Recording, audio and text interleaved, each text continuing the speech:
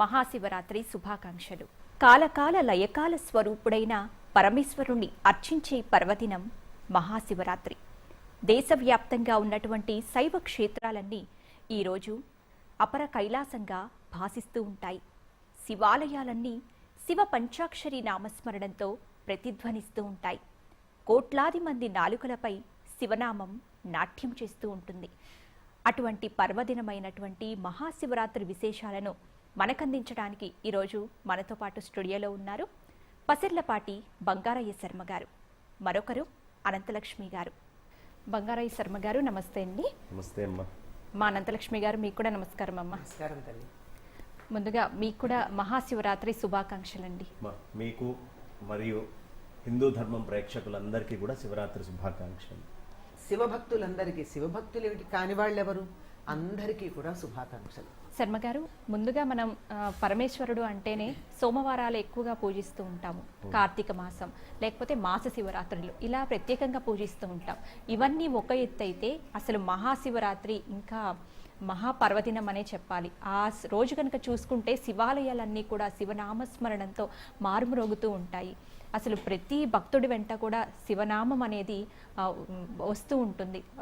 ఎంతో భక్తిగా కూడా చేసుకుంటూ ఉంటారు. జాగరణ కానీ, విధి విధానాలు, ఉపవాసాలు మనం ఎంత పర్వదినంగా చేసుకుంటాం మన భారతదేశం అంతా కూడా. మరి అటువంటి అసలు ఈ మహాశివరాత్రి అనే పర్వదినం అనేది ఎప్పటి నుంచి మొదలైంది గురుగారు? దీనికి అనేక విధాలైనటువంటి కథలు ఉన్నాయమ్మా. మొట్టమొదట అంభోరుహశాల కుంతలాయై అతి ప్రవాసామ్రజటాధరాయ గిరీశ్వరాయై నిఖిలేశ్వరాయ నమః శివాయై చ నమః శివాయ. మహాశివరాత్రి లింగోద్భవ కాలంగా చెప్పుకుంటాం. అలాగే ఒకసారి సృష్టి మొత్తము చీకటైపోయి ప్రళయం ఏర్పడ్డప్పుడు పార్వతి అమ్మవారు మళ్ళీ ఈ జీవులందరూ కూడా ఏదో మైనపు ముద్దల్లాగా అట్లా ఉన్నారు, అతుక్కొని బంగారానికి ఉన్నట్టు. వీళ్ళందరినీ ఉద్ధరించాలి, ఆ రేణువుల్లాగా ఉండకూడదు అనే ఉద్దేశంతో పరమేశ్వరుడి కోసం ఈ రాత్రి పూజ చేసిందని మొత్తం అంధకారంగా ఉన్నప్పుడు అందుకు సంతోషించి పరమేశ్వరుడు ఈ రాత్రి ఎవరు పూజ చేసినా ఉద్ధరింపబడతారు అని చెబుతూ మళ్ళీ పునః ఆ ప్రళయం నుంచి బయటికి తీసుకొని వచ్చారు అని ఒక కథ. అలాగే ఆ లింగోద్భవము ఏదైతే ఓ బ్రహ్మదేవుడు విష్ణుమూర్తి ఇరువురు ఒక దగ్గర కూర్చొని ఉన్నప్పుడు నువ్వు గొప్ప నేను గొప్ప అని ఒకళ్ళకొకళ్ళు మాట్లాడుకుంటున్నప్పుడు ఉన్నట్టుండి ఒక లింగాకారం ఉద్భవించి కనిపించింది. మనలో ఎవరు గొప్పో తెలుసుకోవాలి అంటే నేను పైకెళ్ళి దాని యొక్క అంతం ఎక్కడుందో నేను చూస్తాను, దీని మూలం ఎక్కడుందో నువ్వు చూసిరా అని ఇరువురు ఒకళ్ళకొకళ్ళు ఒప్పందం చేసుకున్నారు. ఆదివరాహమూర్తిగా స్వామివారు శ్వేతవరాహమూర్తిగా అలా లోపలికి వెళ్ళిపోయారు విష్ణుమూర్తి వారు. బ్రహ్మదేవుడు అలాగే చక్కగా పైకి వెళ్తూ పైన చూస్తూ మొత్తం మూలం కనుక్కుండే ప్రయత్నం చేశాడు. ఇంతలో పైనుంచి ఓ చిన్న మొగలి పువ్వు అయితేనేంటి, ఒక ఆవైతే ఈ రెండు కనిపించినాయి. బ్రహ్మదేవుడు చెప్పాడు, ఇక నేను వెతకలేను, ఎంత పోతున్నా ఇది వస్తోంది, నేను ఆ మూలం అక్కడ చూశాను అనే విషయాన్ని చెప్పండి, దీని యొక్క అంతం నాకు కనిపించింది అనే విషయం మీరు చెప్పండి అని సాక్ష్యం తీసుకొని వచ్చారు. అలాగే కింద ఉన్నటువంటి స్వామివారు కూడా వరాహ రూపంలో వెళ్ళిన విష్ణుమూర్తి వారు కూడా బయటికి వచ్చారు. వచ్చి నేను కనుక్కోలేనయ్యా, నా వల్ల కాదు, నేను కనుక్కోలేకపోయాను అని చెప్పాడు. అందుకనే సత్యనారాయణ స్వామిగా ఆయనకి ఖ్యాతి. సత్యనారాయణ స్వామి అనే పేరు ఎక్కడ వచ్చిందయ్యా అంటే ఎక్కడ అసత్యం ఆడకుండా పూర్ణ సత్యాన్ని తెలియపరిచినటువంటి స్వామి. అందుకే ఈ సత్యనారాయణ వ్రతాన్ని కొంతమంది పాటించరు, దీంట్లో శివుడి యొక్క స్పర్శ ఉంది అనే ఉద్దేశంతో. చాలా మటుకు దాదాపు ఈ మన తెలుగు రాష్ట్రాల్లో సత్యనారాయణ స్వామి చాలా విశేషంగా, తెలుగే ఉంది మొత్తం భారతదేశం అంతా కూడా విశేషంగా తెలుగు వాళ్ళం ఏ కార్యక్రమం చేసినా చేస్తాం. కనుక్కోలేకపోయానని చెప్పాడు. అక్కడ ఆయన అబద్ధం చెప్పేటప్పటికీ బ్రహ్మదేవుడు పరమేశ్వరుడు ప్రత్యక్షమయ్యి నీకు ఇక ఏ విధమైనటువంటి పూజలు ఉండవయ్యా భూమి మీద, ఇట్లా అబద్ధం ఆడావు, అలాగే నువ్వు గోముఖముతో అబద్ధం చెప్పావు కాబట్టి నీ ముఖానికి పూజలు ఉండవు, అలాగే ఈ మొగలి పువ్వు నాకు పూజకి పనికిరాదు అనేటువంటి శాపం ఇవ్వటం. ఈ లింగోద్భవము జరిగినటువంటి సమయం కాబట్టి ఆ మహా అంటే ఇంకా అంతకంటే గొప్పది ఇంకొకటి లేదు అని చెప్పడానికి. మొత్తము కాలములో మహా అనేటటువంటి బాగా అద్భుతమైనటువంటి ఖ్యాతి గణించినటువంటిది ఏదైనా ఉంది అంటే శివరాత్రి. ఇక మిగతావన్నీ మహాశరణవరాత్రులు అని చెప్తూ ఉంటారు. కానీ ఆ రాత్రి అది లింగోద్భవ కాలము సూచనప్రాయంగా సక్రమమైనటువంటి ముహూర్తంతో సహా చెప్పబడేటటువంటి మహా శబ్దము కేవలం ఈ శివరాత్రికి మాత్రమే వస్తుంది.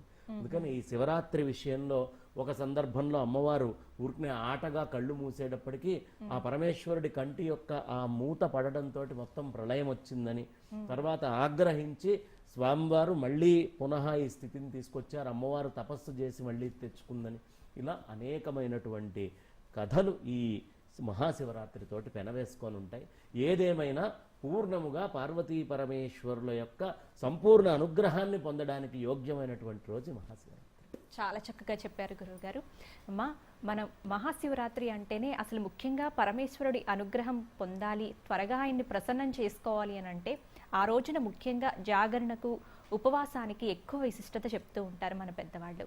మరి ఈ జాగరణ అనేది ఎలా చేయాలంటారు? ఉపవాసం ఎలా ఉండాలంటారు? జాగరణ ఎప్పటి నుంచి ప్రారంభించి ఎప్పటి వరకు ముగించేసేయాలంటారమ్మా?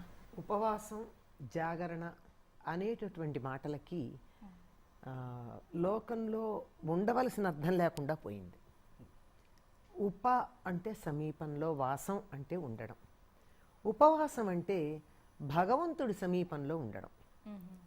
ఇది ప్రధానంగా ఉండాల్సింది. అన్నం తినకుండా ఉన్నంత మాత్రాన ఉపవాసం అవుతుందా? లంఘనం అవుతుంది. లంఘనం ఉపవాసం కాదు కదా. అయితే మరి ఈనాడు అన్నం తినద్దని అంటారు కదా. అన్నము అంటే ఎవరు ఏది ప్రధానంగా ఆహారంగా తీసుకుంటారో అది. మనకి వరితో చేసినటువంటి బియ్యం వండుకున్నది అన్నం. ఉత్తర దేశంలో వాళ్ళకి అన్నం రొట్టెలు. అలా ఎక్కడ ఏది ప్రధాన ఆహారంగా తీసుకుంటారో అది తీసుకోకుండా ఉండడం ఒకానొక ముఖ్యమైనటువంటి లక్షణం. కానీ అదొక్కటే మాత్రం కాదు. ఏమి అంటే ఉపవాసం ఎందుకు చేస్తారు అంటే, కడుపు నిండా అన్నం తిన్నామనుకో ఏం జరుగుతుంది? కాస్త నిద్ర వస్తుంది. అంటే జీర్ణ కోసం బాగా పనిచేస్తూ ఉన్నప్పుడు కాస్త మనసుకి విశ్రాంతి అవసరం. అందుకే కదా బాగా తింటే కాస్త కునికిపాట్లు వస్తాయి. కనుక ఆ విధంగా కునికిపాట్లు వచ్చే అవకాశం ఎక్కడుంటుంది? ఎప్పుడైతే ప్రశాంతంగా కూర్చుని ఉంటామో, ధ్యానం చేస్తున్నామని దేవుడి దగ్గర కళ్ళు మూసుకుని కూర్చుంటామో హాయిగా నిద్దట్లోకి వెళ్ళిపోతాం. అదే పెద్ద ధ్యానం అయిపోతుంది. అట్లా కాకుండా మనసు చైతన్యవంతంగా ఉండి శరీరం చురుకుగా ఉండేటట్టుగా పరిమితమైనటువంటి ఆహారం. పరిమిత ఆహారం అంటే కూడా మన వాళ్ళు ఏం చెప్పారంటే, మామూలుగా నీళ్లు మాత్రం స్వీకరించవచ్చు. నీళ్లు తీసుకోకుండా ఉపవాసం చేయడం అనేది మనకి పెద్ద లెక్క అసలు లేదు. అసలు ఆ పద్ధతి కనీసం ఆచమనం చేసేటప్పుడన్నా కాస్త నీళ్లు తీసుకుంటాం. అది ఇంకొంచెం తీసుకున్నా తప్పు లేదు. ఏదైనా మందులు అవి వేసుకుంటున్నాం. ఈ ఆధునిక కాలంలో చాలా తేడాలు వచ్చేసాయి కదా. పూర్వంలాగా శక్తి సామర్థ్యాలు లేవు ఎవరికేను. అందువల్ల మందు వేసుకోవాలండి, లేకపోతే నేను ఉండనండి, మరి ఏం చెయ్యాలండి అంటే పాలు తీసుకో, దోషం లేదు. పాలు వెంటనే శరీరానికి బలాన్ని ఇస్తాయి. తర్వాత ఈ జీర్ణకోశం మీద బరువు చూపించవు. లేదు అది కూడా కాదండి, కొంచెం పళ్ళరసం తీసుకో. అది కూడా పళ్ళరసాలు మాకు పనికి రావట్లేదండి, పళ్ళు తీసుకో. అంతకు మించి ఉప్పు కారాలతో కూడుకుని శరీరానికి కామక్రోధాలు కలిగించేటటువంటి, చికాకు కలిగించేటటువంటి, నిద్ర వచ్చేటటువంటి ఆహారం తీసుకోకుండా ఉండడం ముఖ్యం. ఎందుకు తీసుకోకుండా ఉండి? ఇది కూడా ప్రశ్న కదా. ఎందుకు అంటే ఈ రోజంతా కూడా ఒక్కసారి దైవాన్ని తలుచుకుంటేనే అద్భుతమైన ఫలితం రావడానికి తగినటువంటి కాలం గనక రోజంతా దైవ ధ్యానంలో, అది ఏ రకమైందైనా కావచ్చు, కూర్చుని కదలకుండా కూర్చుని నేను నమశివాయ అనుకుంటాను చాలు, లేదు అభిషేకం చేస్తాను, లేదు పూజ చేస్తాను, షోడశోపచార పూజ చేస్తాను, లఘున్యాసం చేస్తాను, మహన్యాసం చేస్తాను, అఖండ రుద్రాభిషేకం చేస్తాను, ఎవరి శక్తి సామర్థ్యాలు బట్టి వాళ్ళు చేయొచ్చు. ఏమీ లేని వాళ్ళు శివానికి దండం పెడుతున్నానన్నా చాలు, అవి రాని వాళ్ళు మనస్ఫూర్తిగా అనాలి. ఇలా అనుకుంటూ ఉన్నటువంటి సమయం ఒక్కసారంటేనే ఆయన అనుగ్రహిస్తాడు కదా. రోజంతా అంటే సమయం చాలా మంచిది కదా. అందువల్ల రోజంతా భగవంతుడి మీద మన మనసు కేంద్రీకరించి ఉండాలి అంటే మనసు బబ్బోకూడదు, చురుగ్గా ఉండాలి. అందుకని ఆహార నియమం పాటించమన్నారు. ఇది ఒక అర్థమైతే, ఇంకా చెప్పాలంటే ఇంట్లో వండుకోవడం, తినడం, తిన్నది అరిగించుకోవడం, వండిన పాత్రలు కడుక్కోవడం, వీటికయ్యే సమయం కూడా మానేసి ఇదంతా కూడా దైవధ్యానంలో మనం వెచ్చించగలిగినట్టయితే మంచి ఫలితాలు ఉంటాయి. అందువల్ల ఉపవాసం పాటించమని చెప్పారు. ఇది ఎప్పటి నుంచి పాటించాలని కదా మీరు అడుగుతున్నారు. ఏ ఉపవాసమైనా, అది పండగ కానివ్వండి, ఒక వ్రతం కానివ్వండి, ఏది చేసినా ఇవాళ మనం ఒకటి చేస్తున్నామంటే ఇవాళ ఉదయానికి మనం నిన్న తిన్న ఆహారం తాలూకు ప్రభావం ఉంటుంది. మనకు మాకు కొంచెం ఎక్కువ తక్కువలు అయితే తేడా తెలుస్తూనే ఉంటుందిగా మామూలుగా తిన్నదానికన్నా. అటువంటి ప్రభావంతో ఇబ్బంది కలగకుండా ఉండడానికి ముందు రోజే ఏకభుక్తం చేస్తారు. అంటే జాగ్రత్తగా ఉండడం, గృహస్థులైతే బ్రహ్మచర్యం పాటించటం, నేల మీద పడుకోవడం, ఈ నియమాలు పాటిస్తాను, రేపు శివరాత్రి వ్రతం చేసుకుంటాను అనేటటువంటి మనసుతో ఉండి ఆ సంకల్పంతో తదనుగుణమైనటువంటి ఇంటి పరిస్థితులు, శారీరక పరిస్థితులు, మానసిక పరిస్థితులు దానికి సంసిద్ధం చేసుకుని అయ్యే తెల్లవారుజామున లేచినప్పటి నుంచి ఉండడం. ఇది ఎప్పటిదాకా ఉండాలి? అర్ధరాత్రి కదా లింగోద్భవ సమయం ఉండేది. ఆ లింగోద్భవ సమయం దాకా ఉండి అర్ధరాత్రి ఏమీ తినరు గనక ఆ సమయంలో ఏదైనా నీళ్ళో పాలో తాగితే తాగి మర్నాడు ఉదయం శివుడికి అర్చన చేసిన తరువాత ఉపవాస దీక్షని వదిలిపెట్టి అప్పుడు భోజనం చేయాలి. ఆ భోజనం చేసేటప్పుడు కూడా వీలైతే ఒక బ్రాహ్మణుడికో మరెవరికో ఇంకొకరికి భోజనం పెట్టి ఆ తరువాత తాము తినాలి. ఇంకోళ్ళకి ఎందుకు పెట్టాలి అంటే, నిన్నంతా ఎవరి కోసం నేను ఉపవాసం ఉన్నానో ఆ దైవం యొక్క స్వరూపంగా భావించి అవతల వాళ్ళకి భోజనం పెట్టాలి. అలా పెడితే ఇది ఉపవాస దీక్ష పూర్తయినట్టు. అంతేగాని నేను ఉపవాసం ఉన్నానండి అని చెప్పి అసలేమీ తినకుండా ఇంటి పనులు చేసుకుని, పిల్లలైతే చదువుకునే పిల్లలైతే పుస్తకాలు సర్దుకుని, ఆడవాళ్ళైతే వంటిళ్ళు సర్దుకుని, మగవాళ్ళైతే ఆఫీస్ ఫైల్స్ చూసుకుని చేసుకుంటే దాన్ని ఉపవాసం అనరు, లంఘనం అంటారు. నిరంతరం ఆ భగవద్ధ్యానంలో సమయాన్ని వెచ్చించినప్పుడే అది ఉపవాసంగా పరిగణించబడుతుంది. అదేవిధంగా మీరు జాగరణ అన్నారు. జాగరణ అంటే మేలుకుని ఉండడం. ఏమిటి మేలుకుని ఉండడం? భగవంతుని అస్తిత్వంలో మన మనసు మేలుకుని ఉండడం. అంటే భగవంతుణ్ణి మర్చిపోకుండా నిరంతరం ధ్యానం చేస్తూ ఉండడం. ఇది ఎప్పటి నుంచి అంటే, శివరాత్రి ఉదయం సూర్యుడు ఉదయించటానికన్నా ముందు కదా లేవాలని చెప్తారు ఏదన్నా సత్కార్యాలు చేస్తుంటే. అప్పుడు లేచినప్పటి నుంచి రాత్రంతా మేలుకుని ఉంటారు కనుక జాగరణతో ఆయన్ని అర్చించుకుంటారు కనుక, ఇంకా సంప్రదాయం తెలిసిన వాళ్ళు 4 జాముల్లోనూ 4 రకాలైనటువంటి అభిషేకాలు చేస్తారు. రాత్రంతా ఇవన్నీ చేయలేకపోతే కూడా భజనలు చేసుకుంటూనో శివ సంబంధమైన గ్రంథాలు చదువుకుంటూనో కాలం గడిపేసి సూర్యోదయానికి ఆయనకి పూజ చేసి భోజనం చేసి కొంచెం జాగ్రత్తగా చేయాలి. ఎందుకంటే నిన్నంతా తినకుండే వాళ్ళు తింటే నిద్ర వచ్చేస్తుంది. పగలు పడుకుంటే జాగరణ ఫలితం పోయింది. ఎప్పుడు పడుకోవాలి? సాయంత్రం నక్షత్రాలు వచ్చే వరకు ఉండి అప్పుడు సాయంత్రం దేవుడికి దీపం, మర్నాడు సాయంత్రం దేవుడికి దీపం పెట్టుకునే వరకు మేలుకుని ఉంటే జాగరణ ఉన్నట్టు లెక్క. మరి ఇంత పాటిస్తున్నామా అన్నది కొంచెం ఆలోచించం. అయితే ఎవరికి ఎంత వీలుంటే అంత పాటించినా చాలమ్మా. పద్ధతి ఇది, ఇలా చెయ్యాలి అని చెప్తూ ఉంటే నేను ఇంత చెయ్యలేను అన్నారు. రోగులు, పసిపిల్లలు, చదువుకునేవాళ్ళు, గర్భవతులు, పాలిచ్చేటటువంటి తల్లులు వీళ్ళు ఉపవాస దీక్ష పాటించవలసిన అవసరం లేదు అన్నారు. అలాగే తర్వాత జాగరణ కూడా మేలుకుని ఉంటే ఏదన్నా అనారోగ్యం ఉందో మరోటో ఉంటాయి కదా, అలా వీలు కాని వాళ్ళు ఉండకపోయినా పర్వాలేదు, కానీ మేలుకుని ఉన్నంతసేపు అయినా శివ స్మరణ చేస్తూ ఉండవలసినటువంటి అవసరం. మనం పరమేశ్వరుడి రూపం చూసుకుంటే గనక శిఖలోనేమో మెరిసే చంద్రవంక దర్శనమిస్తూ ఉంటుంది, జటాజూటంలోనేమో గంగామాత, అలాగే గరళకంఠాన నాగాభరణం ధరించి ఉంటాడు, పులి చర్మాన్ని వస్త్రంలా కప్పుకొని ఉంటారు, ఒక చేతిలో కపాలం మరొక చేతిలో త్రిశూలం. అసలు మనం ఆయన స్వరూపాన్ని అలా వర్ణించుకుంటామే కానీ ఆయన పూజించేది మాత్రం లింగ రూపంలోనే. అసలు ఎందుకు స్వామి ఇలా లింగ రూపంలో ఉద్భవించడానికి గల కారణం ఏంటంటారు? ఆ లింగ రూపం నుంచి మనం తెలుసుకోవాల్సింది ఏమిటంటారు? లింగ రూపం కారణం ఇందాక మనం చెప్పుకున్నాం. అది లింగం ఒకటి, లయనాత్ లింగం ఉచ్యతే అని చెప్తారు. అంటే ఆ శాంతము నేను అనేటటువంటి భావనతోటి మనం అహంతో ఉంటాం కదా, అది పూర్తిగా నేను అనేటటువంటిది ఏనాడైతే మనకి లయం అయిపోతుందో, ఆ పరమాత్మతో ఐక్యం అవుతుందో ఆ ఐక్యమయ్యేటటువంటి దాన్ని లింగము. లింగం అంటే ఒక చిహ్నం, ఒక గుర్తు. లింగము అనేటటువంటి దాన్ని చిహ్నానికి గుర్తుకు కూడా వాడతారు. కాబట్టి ఆ శాంతము లయమైంది అని చెప్పేదానికి గుర్తే ఆ లింగం. అందుకనే ఈ పరమేశ్వరుడి యొక్క ఆ లింగము లోపల ఐక్యం అయిపోయారు, శివైక్యం అయిపోయారు, మంగళంలో ఐక్యం అయిపోయారు అని రకరకాలుగా చెప్తాం. ఈ శివలింగము చాలా విశేషమైనటువంటిది. ఇప్పుడు బ్రహ్మాండం అంతా ఉంది. ఈ బ్రహ్మాండాన్నంతా పూజించగలిగిన వాడు ఎవడైనా ఉన్నాడా?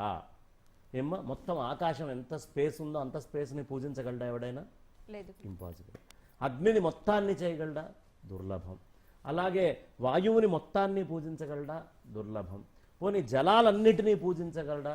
దుర్లభం. మన శక్తి సరిపోదు కాబట్టి జలాలను పూజించలేం. పృథివిని మొత్తాన్నైనా పూజించగలమా? అనంతకోటి బ్రహ్మాండాలు ఉన్నాయి, అందులో కనీసం పృథివైనా పూజించగలమా? పూజించలేం. మరి ఇవన్నీ పూజించాలంటే ఎలా అని మానవుడికి వచ్చినటువంటి సందేహాన్ని తీర్చడం కోసం పరమాత్మ, బ్రహ్మాండంగా ఉన్నటువంటి ఆ పరమాత్మ బ్రహ్మాండం ఒక చిన్న పిండాండం కింద, ఒక లింగం కింద మొత్తం బ్రహ్మాండాన్ని సూచన చేస్తూ, లింగము అంటే సూచన అని మనం చెప్పుకున్నాంగా, దానికి గుర్తు అని, బ్రహ్మాండం మొత్తానికి గుర్తుగా పిండాండంగా ఆయన వచ్చారు.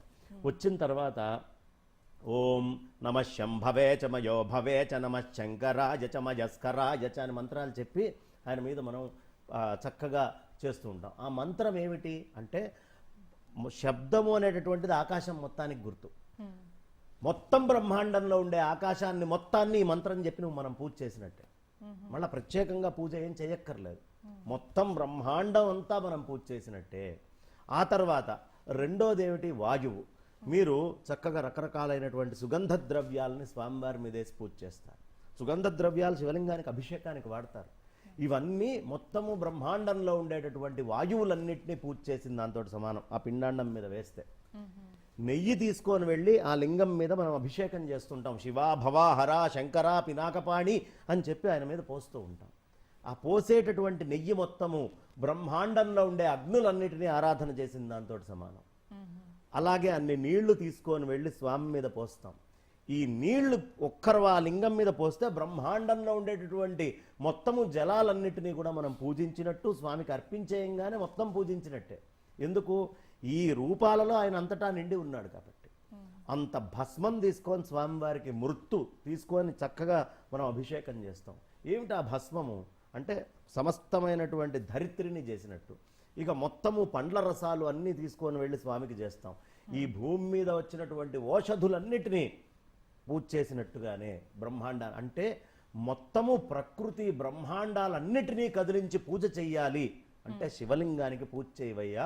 ఒక్క శివలింగం దగ్గరికి వెళ్ళి శివ శివ శివయను రాదా, భవభయ బాధలు బాపుకొనరాదా, అక్కడికి వెళ్ళి శివ శివ హరా పినాకపాణి శంభో కపాల అని చక్కగా కపాలేశ్వరుడికి మనం గనక పూజ చేసినట్లయితే మొత్తము బ్రహ్మాండంలో ఉండేటటువంటి అందరి దేవతలకి, అన్ని రకాలైనటువంటి పంచభూతాలకి అన్నిటికీ పూజ చేసినటువంటి భాగ్యం మనకు వస్తుంది. చూడు, ఏం కష్టం లేదమ్మా, కాసి నీళ్లు తీసుకెళ్ళి అట్లా పోయటమేనా పరమేశ్వరుడి మీద, బ్రహ్మాండాన్నంతా పూజ చేసినటువంటి ఫలం వస్తుంది. అందుకని శివలింగానికి అంత ప్రత్యేకత. ఆ చిహ్నము, ఆ గుర్తు ఏమిటయ్యా అంటే అక్కడ చేసే. అందుకనే నారుద్రో రుద్రమర్చయత్, రుద్రుడు కాని వాడు ఎప్పుడు రుద్రుడిని అర్చించలేడు. వాడు ఎప్పుడు రుద్రుడవుతాడు? మహన్యాసం చెప్పుకొని మహాశివరాత్రి నాడు మహత్తుతోటి కూడినటువంటి న్యాసాన్ని చేసి ఈ మొత్తము తీసుకొని వెళ్ళి స్వామి మీద నేను అభిషేకం చేయాలంటే, బ్రహ్మాండానికి అభిషేకం చేస్తే నేను బ్రహ్మాండంలో ఒకడినేగా, రుద్రుడిని అయిపోయా. నా రుద్రో రుద్రమర్చయేత్ అంటే ముందు నేను రుద్రుణ్ణి కావాలి. నేను రుద్రుణ్ణి కావాలి అంటే నేను ఈ శరీరమనో, ఈ అస్థులనో, ఈ ఎముకలనో, ఈ జుట్టనో, ఈ కళ్ళనో, ముక్కనో, లేదు ఈ మాంసమనో, ఈ మేధనో, ఈ అస్థెనో, ఇది కాదయ్యా.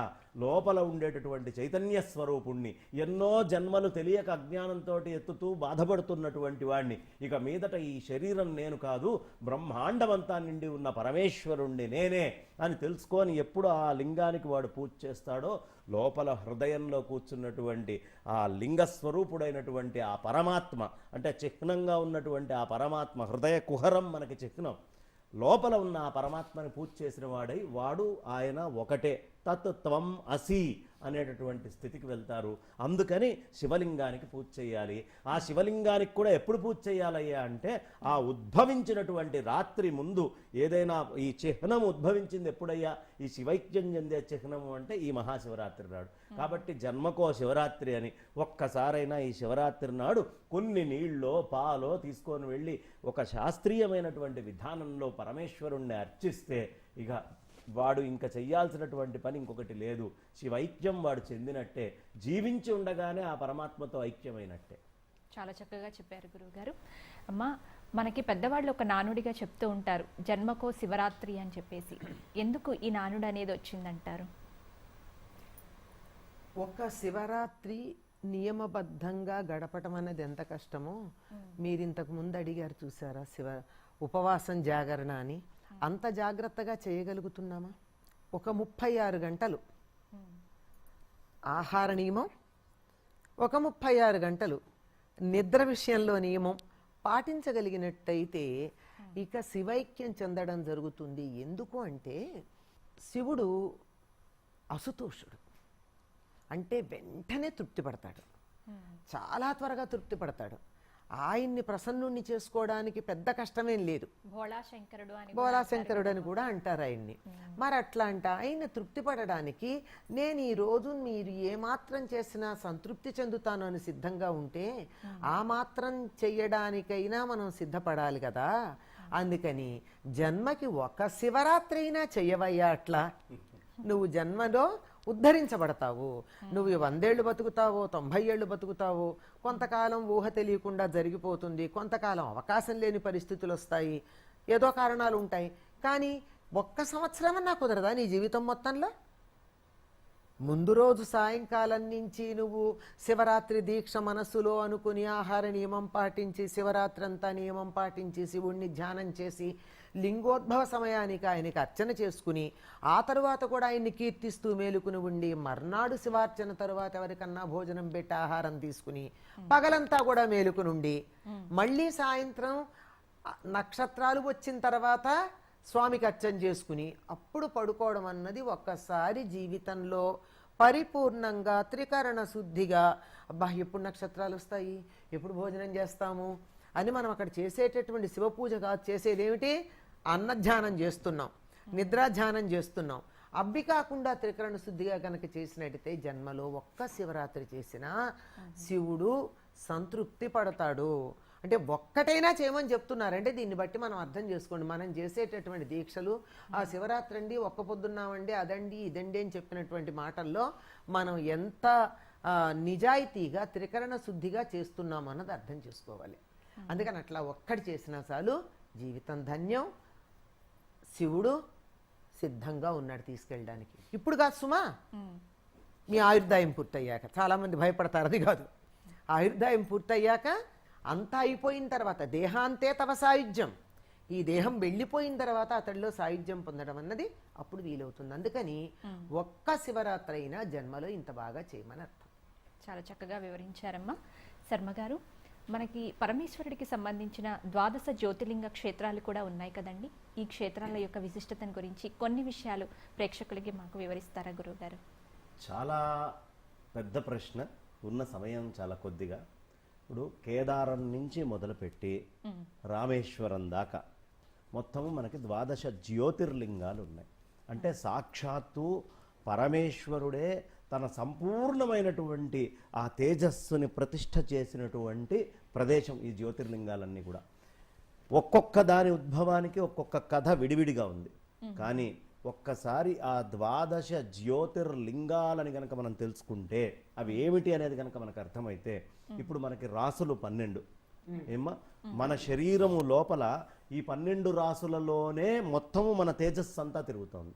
అంటే సూర్యనారాయణ మూర్తి యొక్క సంచారం కానీ చంద్రుడి యొక్క సంచారం కానీ ఈ 12 రాసుల్లోనే బ్రహ్మాండంలో ఇప్పుడు ఆయన ఇట్లా ఉన్నాడు, భూమి ఇలా తిరుగుతోంది. ఈ తిరిగేటటువంటి భూమి 12 కాన్స్టిలేషన్స్ 12 కాన్స్టిలేషన్స్ తీసుకుంటుంది, నెలకు ఒకటి చప్పున. అలాగే మన శరీరం లోపల ఆ 12 చోట్ల సూర్యనారాయణమూర్తి తిరిగేటప్పుడు ఉండేటటువంటి ఆ గొప్పతనం అంతా మన శరీరం లోపల ఉంది. ఎక్కడ ఎక్కడ ఏ తేజస్సు ఉంది, ఏ తేజస్సు నిన్ను రక్షించడానికి అవసరము, కేదార తేజస్సు ఎక్కడ, రామేశ్వర తేజస్సు ఎక్కడ, కాశీ తేజస్సు ఎక్కడ, దాన్ని ఎలా అనుష్ఠానం చేయాలి, అది ఎలా నువ్వు సాధించాలి.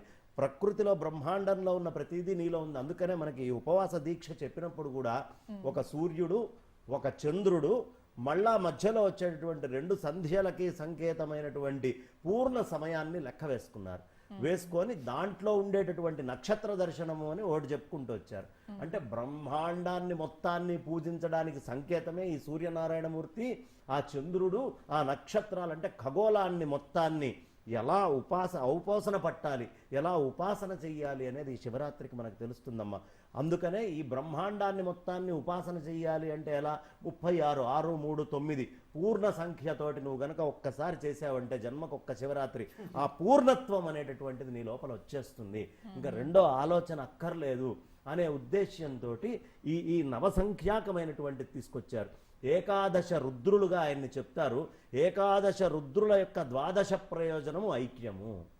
ద్వాదశ ఆదిత్యులు ఏదైతే మనం ద్వాదశ జ్యోతిర్లింగాలు అని చెప్తున్నామో, ఏకాదశ రుద్రుల్ని ఎక్కడికక్కడ గుర్తించి ఏకాదశ రుద్రశక్తుల్ని మనం తీసుకొని ఈ రాసుల్లో ప్రయాణం చేస్తూ మొత్తము ఆ శక్తిని సముపార్జన చేసుకుంటే ద్వాదశమైనటువంటి ప్రయోజనము కాశీ, అదే జీవన్ముక్తి. కాశ్యాం హి కాశతే కాశీ సర్వప్రకాశిక, సా కాశీ విదితాయేన తేన ప్రాప్తా హి కాశికా. కాశ్యాం హి కాశతే కాశీ, కాశీ సర్వప్రకాశిక అని చెప్పారు. సమస్తాన్ని ప్రకాశింపజేసేది కాశీ. కాబట్టి ఆ మూల ప్రకాశమైనటువంటి జ్యోతిర్లింగము కాశీ అవుతుంది. ఈ కాశీలో ఉండేటటువంటి ఆ జీవన్ముక్త స్థితి మనకి రావాలి అంటే ద్వాదశ జ్యోతిర్లింగాల్ని బయట ఎరిగి నమస్కరించి పూజ చేయి, నీలో ఎరిగి నమస్కరించి పూజ చేయి. అప్పుడు నువ్వు ఆ శివైక్యం చెందేటటువంటి ప్రయత్నం చేయి. అందుకనే మనకి మొట్టమొదట మొదలు పెట్టేటప్పుడే పరమేశ్వరుణ్ణి వెతుక్కోరా అని అక్షరాభ్యాసం మొదలు పెట్టడమే ఓం నమః శివాయ అని మొదలు పెడతారు. ఉపక్రమం అది. ఉపసంహారం ఏం కావాలయ్యా అంటే తుదిశ్వాస వదిలిపెట్టేటప్పుడు శంభో మహాదేవ అని వదిలిపెడితే లయం చేసేటటువంటి వాడు కూడా పరమేశ్వరుడే. కాబట్టి ఈ అక్షర ఆరంభము లయము మొత్తము పరమేశ్వరుడి యందే ఉంది. ఇది గుర్తుంచుకొని ఆ పరమేశ్వరుణ్ణి నువ్వు ధ్యానం చెయ్యి అని చెప్పడానికే ఈ పరిపూర్ణమైనటువంటి ద్వాదశ జ్యోతిర్లింగ చరిత్రను మనం అర్థం చేసుకుంటే మొత్తం మనకు తెలిసినట్టే. ఇప్పుడు మనం పరమేశ్వరుని పూజించాలి అని అంటే ఆయనకి ఎక్కువ ప్రీతికరంగా తుమ్మి పూలను అలాగే మారేడు దళాలని చెప్తూ ఉంటారు. ఈ రెండు ఎందుకు ఆయనకి ఇంత ప్రీతికరమైనవమ్మా? మారేడుకి శ్రీ అనే పేరు కూడా ఉంది. శ్రీఫలం అంటే మారేడు పండు, శ్రీఫలం అంటే ఇది లక్ష్మీదేవికి సంకేతంగా చెప్తారు. లక్ష్మి ఈయనకి సోదరిగా చెప్పబడుతూ ఉంటుంది. ఆ కారణంగా చాలా ప్రీతిపాత్రమని, ఎక్కడ మారేడు ఉన్నట్టయితే అక్కడ శుభం జరుగుతుందని, లక్ష్మీదేవి ఉంటుందని చెప్తారు. లక్ష్మీదేవి ఉంటుందని ఈయనకి ఇష్టం అండి అంటే శివుడు ఐశ్వర్యకారకుడమ్మా. ఆయన ఒంటి మీద ఏమీ ఉండదు. మరి ఈయన ఐశ్వర్యం మనకేమిస్తాడు అనుకుంటారు. తను ఉన్నటువంటి సంపదనమన్నా తను దగ్గర పెట్టుకునే లక్షణం ఉన్నవాడికి ఇచ్చే గుణం ఎక్కడ ఉంటుంది? అందుచేత ఆయనకు అవసరం లేదు, తన దగ్గర ఏమీ ఉంచుకోడు. మొత్తం అంతా కూడా భక్తులకు ఇవ్వడానికే సిద్ధంగా ఉంటాడు. ఏ ఐశ్వర్యం కావాలన్నా శివుడి దగ్గర నుంచే పొందాల్సి ఉంటుంది. దాని యొక్క వ్యక్త రూపంగా మనకి లక్ష్మీదేవి కనపడుతుంది అని చెప్తారు. అంతేకాకుండాను మా మామూలు దృష్టితో గనక ఆలోచించినట్టయితే ఎక్కడైతే మారేడు దళం ఉంటుందో అక్కడ తడి వల్ల వచ్చేటటువంటి దుర్వాసనలు ఉండవు. శివుడు అభిషేక ప్రియుడు. అభిషేక ప్రియుడు అవడం వల్ల ఎప్పుడూ ఆయన దగ్గరికి వెళ్ళి నీళ్లు పోస్తూ ఉంటారు. ఎందుకండి ఈయనకు అభిషేక ప్రియత్వం అంటే దానికి ఓ చమత్కారమైనటువంటి సమాధానం చెప్తారు. ఏమిటంటే ఈ కంఠంలో కాలకోటం ఉంది కనుక ఎప్పుడూ దాని నుంచి వేడి వస్తూ ఉంటుంది ఆ విషానికి. అందువల్ల ఆయనకి ఎంత నీళ్లు పోస్తే అంత చల్లబడుతూ ఉంటాడు అని. అది మామూలుగా చమత్కారంగా చెప్పుకునేటటువంటి అంశం. దాని వెనకాల సాంకేతికమైన అంశాలు చాలా ఉన్నాయి ప్రతీకలుగా చెప్పేవి. అలా ఈ నిరంతరం నీళ్లు ఉండేటటువంటి చోట ఆ తడికి ఒక రకమైనటువంటి ముంజు వాసన అంటారే అటువంటిది వస్తుంది. అటువంటిది రాకుండా ఆ తడి వల్ల వచ్చేటటువంటి రకరకాలైన ఇబ్బందులు ఏవైతే ఉన్నాయో వాటన్నింటినీ పోగొట్టగలిగిన లక్షణం మారేడుకుంది. పైగా ఇంకా మారేడుకో విశేషం ఏమిటంటే ఇప్పుడు పూజ చేయాలి అంటే పువ్వులు ఇవాళ కోస్తేనే ఆ పూలు పనికొస్తాయి మనకి. అంటే మన లెక్క ప్రకారం అమ్మా, ఇప్పుడు ఎక్కడెక్కడి నుంచో తెప్పించుకుని 10-15 రోజుల తర్వాత చద్ది పెట్టెల్లో దాచిపెట్టుకుని వాడే పూల గురించి, ఈనాటి సంప్రదాయం గురించి నేను చెప్పటం లేదు. ఏనాటి పూలని ఆనాడు చెట్టు నుంచి అప్పుడు కోసుకొచ్చి పూజ చేసుకునే రోజుల్లో మాట. అటువంటప్పుడు ఒక్క మారేడు దళాలకి మాత్రం పాచి దోషం అన్నది లేదంటారు. రోజున తెచ్చుకుని కూడా పూజించవచ్చు. నిన్నటి రోజునే కాదు, అవి వాడిపోకుండా ఎంతకాలం ఉంటే అంతకాలం వాటిని పూజించుకోవచ్చు భద్రం చేసుకుని. ఒకవేళ నా దగ్గర 2-3 ఉన్నాయి, నాకు రోజు శివుడికి వెయ్యాలని అనిపిస్తోంది అని అనుకున్నప్పుడు అవి వాడిపోకుండా ఉంటే వాటిని తీసి నీళ్లలో కడిగి మళ్ళీ కూడా పూజించవచ్చు. ఎందుకంటే అంత తాజాగా ఉండగలిగినవి, ఉంచగలిగినటువంటివి లక్షణం ఆ మారేడు దళానికి ఉంది. అందువల్ల శివుడు ఎంత పిచ్చి మాలోకం అంటే, బోళాశంకరుడు అనుకున్నాం కదా, ఆయనకేమి పెద్ద పెద్దవి ఏమక్కర్లేదు. నువ్వు ఒక్కసారి మారేడు దళం తెచ్చావా, పర్వాలే, 2-3 రోజులు దాంతో పూజ చేయొచ్చు, నాకు నిన్ననే తెచ్చి పెట్టుకున్నావా, పర్వాలేదు. అంత భక్త సులభుడు అనేటటువంటి అర్థంలో కూడా దీన్ని మనం వాడతాం. అనేక విలువైనటువంటి విషయాలు ఉన్నాయి మారేడుకు సంబంధించి. అవన్నీ ఆధ్యాత్మికంగా కొంతవరకు మనకి అన్వయమైన, లౌకికంగా చాలా ఉన్నా శివుడికి మారేడు దళానికి ఉండేటటువంటి ప్రాశస్త్యం అది శివుడికి సంకేతంగా కూడా ఉంటుంది. త్రిదళం త్రిగుణాకారం త్రినేత్రంచ త్రియాయుధం త్రిజన్మ పాప సంహారం ఏకబిల్వం శివార్పణం. ఒక్క బిల్వాన్ని గనక మనం వేసినట్టయితే అది 3 దళాలు ఉంటాయి. అది విడిగా ఒక్కొక్క ఆకు తుంచి వేయకూడదు. ఆకు చిల్లిపడిన, తెగిన, విరిగిన, చిరిగిన అది పనికిరాదు. 3 కలిసి ఉండేటటువంటిది. అది 3 కన్నులు ఉన్నటువంటి శివుడికి సంకేతం. ఆయన చేతిలో ఉన్నటువంటి 3 మొనలు ఉన్న ముమ్మొన వాలు అని ఆయనకి పేరు. 3 మొనల ఆయుధం త్రిశూలానికి సంకేతం. అంతేకాకుండా భూత భవిష్యత్ వర్తమానాలు, సూక్ష్మ స్థూల కారణ శరీరాలు, వీటన్నిటికీ సంకేతంగా ఉంటుంది. అందువల్ల శివుడికి ఆ మారేడు దళం అంటే చాలా ఇష్టం. అలాగే తుమ్మి అన్నది చాలా చిన్న పువ్వు. ఇలా తీసుకొచ్చి అలా దేవుడి మీద పెట్టే లోపల వాడిపోతుంది. లేత నీలి రంగులో ఉంటుంది. తెలుపా అని భ్రమ కలిగించేంత లేత నీలి రంగులో ఉంటుంది. అటువంటిది అంటే అంత పెద్ద పెద్దవే కాకుండా ఇంత చిన్నవి కూడా నాకు ప్రీతిపాత్రమే అని చెప్తారు.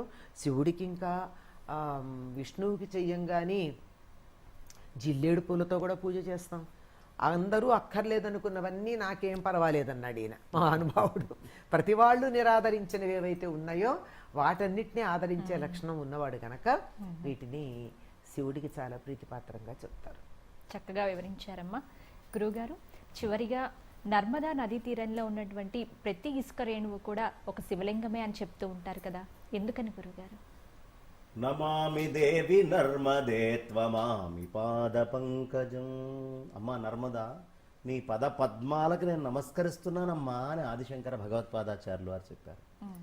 ఈ నర్మద ఓంకారేశ్వరము అని చెప్తారు. ఈ సృష్టి మొత్తం ఎక్కడి నుంచి ఆరంభమైంది? మొట్టమొదట మూలమైనటువంటి నిరాకార నిర్గుణ సచ్చిదానంద ఘన చిదానంద పరబ్రహ్మస్వరూపమునందు ఇచ్చగలిగి సృష్టి జరగాలి అనేది జరిగింది. జరిగినప్పుడు ఓంకారము అనేటువంటి శబ్ద బ్రహ్మముగా మొట్టమొదట రావడం జరిగింది.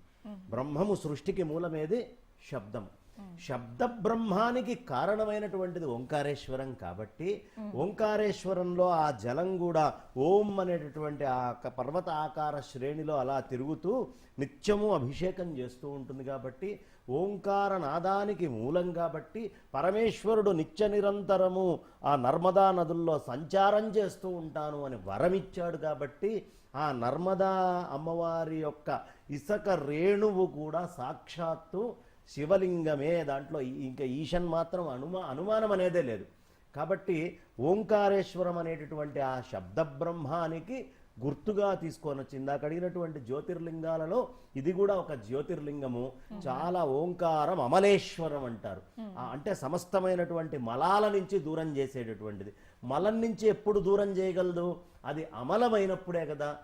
అది అమలమై మనందరినీ అమలం చేస్తుంది. కాబట్టి శబ్ద భాండాగారం అనేది ఎప్పుడూ మలము పట్టి ఉండదు. కాబట్టి అది బ్రహ్మమే అయి ఉంది. కాబట్టి సాక్షాత్తు బ్రహ్మమైనటువంటి దానికి మలం ఉండే అవకాశం లేదు అని అమలేశ్వరుడిగా ఆయన్ని చెప్తారు.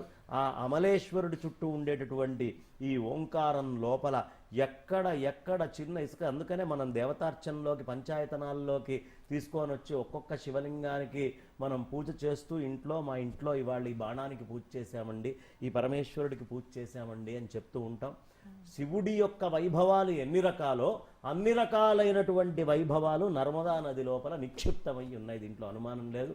ఎన్ని రకాల బాణాలు దొరుకుతాయంటే అర్జునుడు ఆయన గొడ్డలితోటి కొట్టినటువంటి గుర్తుతోటి కూడినటువంటిది, అలాగే పార్వతీ పరమేశ్వరుల యొక్క కలయికతోటి కూడినటువంటిది, అలాగే చంద్రమౌళీశ్వరుణ్ణి ధరించినటువంటిది. ఇలా శివుడికి ఎన్ని రూపాలు ఉన్నాయో అన్ని రకాలైనటువంటి రూపాల లింగాలు దొరికేటటువంటి ప్రదేశం ఏదైనా ఉంటే అది నర్మదా, ఆ నదీ తీర ప్రాంతమే, అది ఓంకారేశ్వరమే. అందుకని దీన్ని ఇంత గొప్పగా చెప్తారు. శబ్ద బ్రహ్మానికి గుర్తు మొట్టమొదట సృష్టి అక్కడ వచ్చింది, అది లింగము అని చెప్పాలి. కాబట్టి ఏదైనా లింగము అంటే సూచన, కాబట్టి పరమాత్మ యొక్క సూచిక ఎక్కడుందయ్యా అంటే నర్మదా నదీ జలాల్లో ఉండే ఇసుకలో ఉంది అని చెప్పి. అంతే కదా, ఆకృతి కూడా అలాగే ఉంటుంది. పైనుంచి చూస్తే ఆ మొత్తం అంతా కూడా సంస్కృతంలో రాసిన ఓంకార రూపంలో కనపడుతుంది. ఓంకారం చుట్టే జలం తిరుగుతూ ఉంటుంది, చుట్టూతా ఓంకారం చుట్టూతానే తిరుగుతూ ఉంటుంది అంతా మొత్తం. చాలా చక్కగా చెప్పారు గురువు గారు. అమ్మ, ఇప్పుడు మనం గర్భాలయంలో ఉన్నటువంటి శివలింగాన్ని మనం తాకకూడదు అని చెప్పేసి కొంతమంది అంటూ ఉంటారు. అలాగే లేకపోతే ఆరు బయట శివలింగాలు కూడా మనకు దర్శనమిస్తూ ఉంటాయి కొన్ని గుళ్ళల్లో.